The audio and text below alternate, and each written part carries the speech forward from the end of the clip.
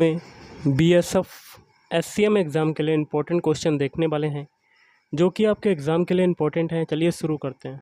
तो आज के सेशन में पहला क्वेश्चन है, 1 मेगाबाइट मतलब एमबी में कितने किलोबाइट होते हैं। तो देखिए ये हो जाएगा ऑप्शन डी, 1 एमबी बराबर किसके बराबर हो जाएगा, 1024 केबी के बराबर होता है। कंप्यूटर में जाने वाले डाटा को क्या कहते हैं। तो ऑप्शन डी, इनपुट कहते हैं। कंप्यूटर में जो डाटा जाता है उसको कहते हैं इनपुट। नेक्स्ट है, सेकेंडरी स्टोरेज मीडिया से हार्ड डिस्क में सॉफ्टवेयर प्रोग्राम को कॉपी करने की प्रक्रिया को क्या कहते हैं। ऑप्शन सी, इंस्टॉलेशन कहते हैं। पर्सनल कंप्यूटर निम्न में से कौन सी मेमोरी दर्शाता है। Option A, RAM. रैम का फुल फॉर्म क्या होता है, रैंडम एक्सेस मेमोरी। डॉस का पूर्ण रूप क्या है। Option D, disk operating system होता है, डिस्क ऑपरेटिंग सिस्टम। अब देखिए कुछ मैथ के क्वेश्चन देख लेते हैं। पहला क्वेश्चन है, 51, 85, 153 का महत्तम समापवर्तक क्या होगा। संख्याएं लिख लेते हैं, 51, फिर है 85, फिर है 153। इन सब का एससीएम हमें बताना है कि क्या होगा। सबसे पहले हम लोग 51, 85 और 153 के फैक्टर करेंगे। 51 का होता है 3 गुणे 17, 17 3 51।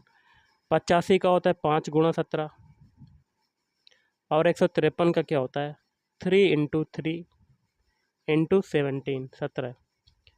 अब देखिए इनके फैक्टर में जो संख्या तीनों में कॉमन हो वो आपका एससीएम हो जाएगा। तो देखिए तीनों में 17 जो है सभी में कॉमन हो रहा है, तो आपका एससीएम क्या हो जाएगा 17।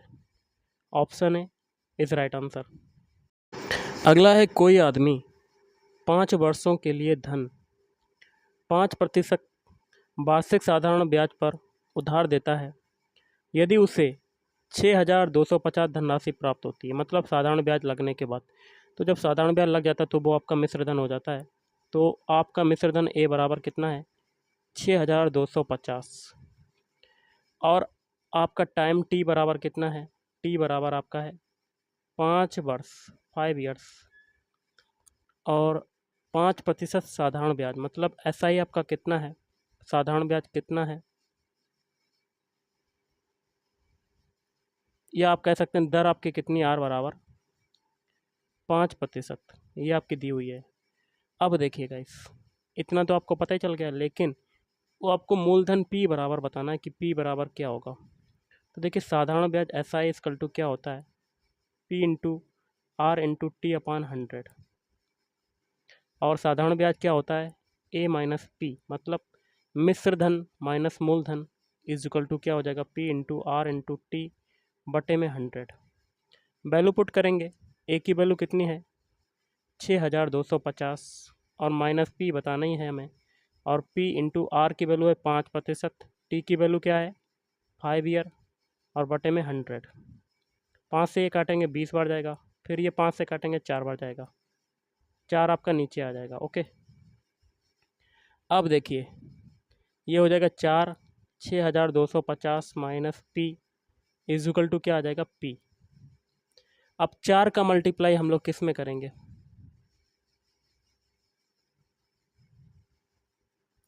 तो देखिए गाइस सबसे पहले तो आपको बताना चाहूँगा 4 का मल्टीप्लाई किस में होगा, 6250 में होगा।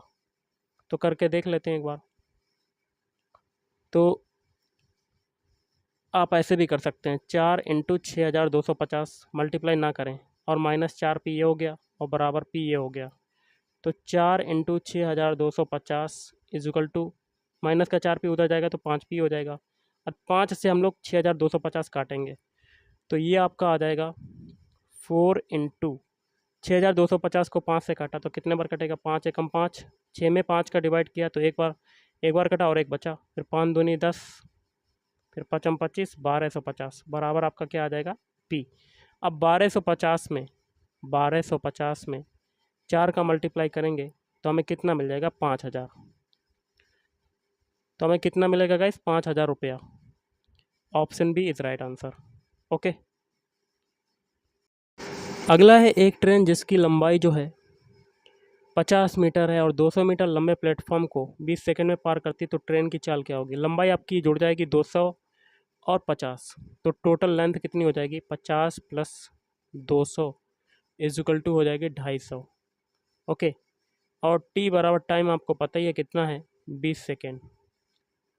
ट्रेन की चाल बतानी, तो चाल बराबर क्या होता है? दूरी बटे समय। दूरी कितनी है? 250। समय कितना है? 20। जीरो से जीरो काटेंगे और 2 से ये 25 काटेंगे, तो 2 एकम 2, 2 दूनी 4, 2 पंजे 10, मतलब 12.5 मीटर प्रति सेकेंड आपकी चाल आ जाएगी। ओके। अगला है किसी वस्तु के अंकित मूल्य 750 रुपये से बढ़ाकर 800 रुपये कर दिया गया। स्टार्टिंग का आपका अंकित मूल्य कितना है? 750, और बाद में कितना हो गया? 800। तो कितना लाभ हो रहा है? 50 रुपये का लाभ हो रहा है। तो प्रतिशत ऑफ प्रॉफिट बताना है, तो percentage of profit is equal to जो आपका लाभ हुआ है बटे में प्रारंभिक मूल्य कितना था? 750 और इंटू 100, ये आपका आ जाएगा।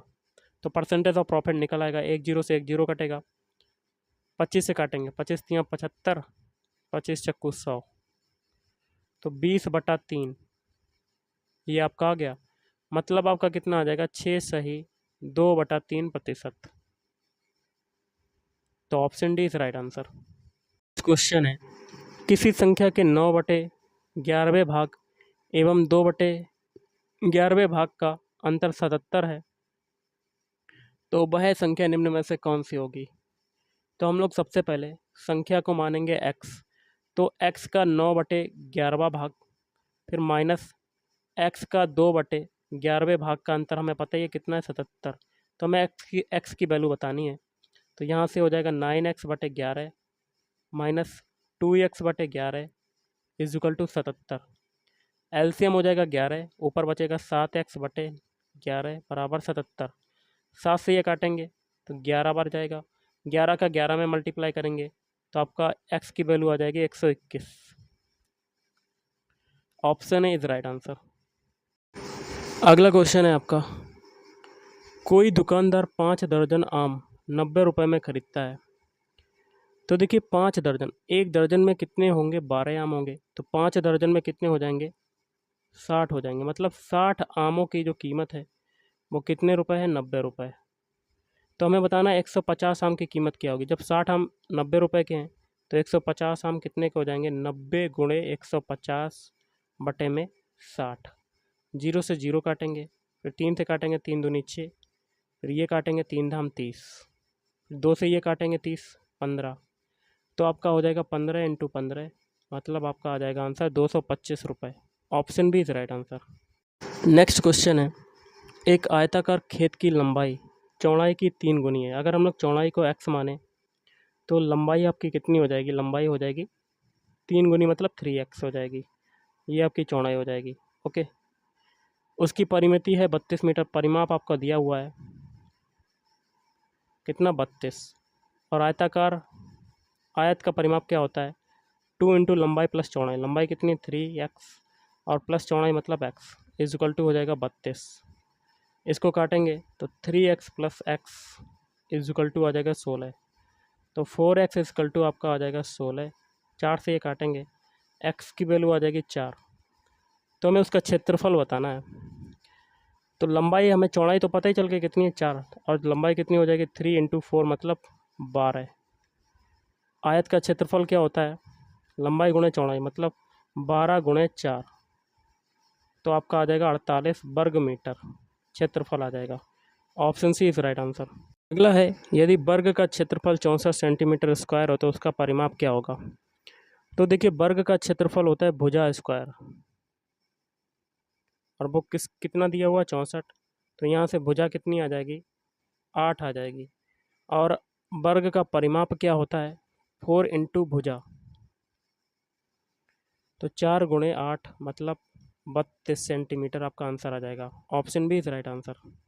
क्वेश्चन मैं आपको दे रहा हूँ, इसका आंसर आपको कमेंट बॉक्स में कमेंट करके बताना है। आप इसका स्क्रीनशॉट ले सकते हैं। एक संगीत समारोह में प्रथम श्रेणी के लिए 15% टिकट आरक्षित हैं।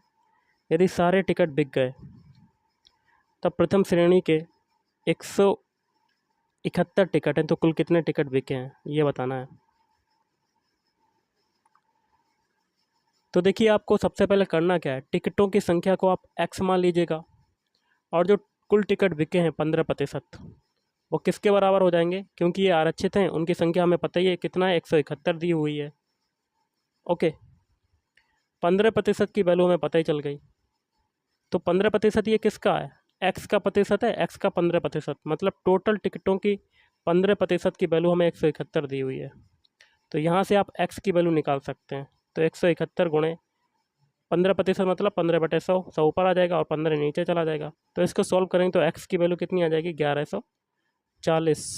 Option C is right answer. तो गाइस आज के इस वीडियो में इतना ही। थैंक यू, धन्यवाद।